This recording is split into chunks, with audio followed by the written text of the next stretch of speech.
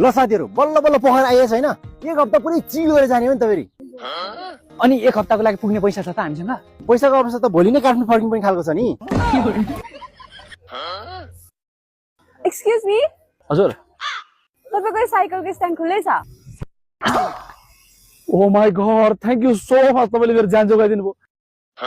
आज ठुलो दुर्घटना हुनबाट जोगाइदिनु भयो मलाई के भयो मेरो 10-12 वटा बच्चा के हुन्थ्यो 10-12 वटा बच्चा तपाईको बिहे भइसक्यो त बेवा हैन म जिउने भए त बिहे गर्छु 10-12 वटा जन्माउँछु नि यार 10-12 वटा स्वाइनले ल्याउने प्लान छ नि म त मेरो जिन्दगीमा भगवानै भएर आउनु भयो नि साच्चै मेरो ज्यान बचाउने भगवानहरु कहाँबाट आउनु होला हामी त काठमाडौँबाट काठमाडौँबाट आउनु भा अनि तपाई म यतै घुमिरहेको अनि घर चाहिँ घर त मेरो लेफ्ट साइडै हो एक साइडमा घर धनी छ क्या हो यो त धनी छ यार है एक साइडमै घर हजुर हजुर मुर्गा मुक्का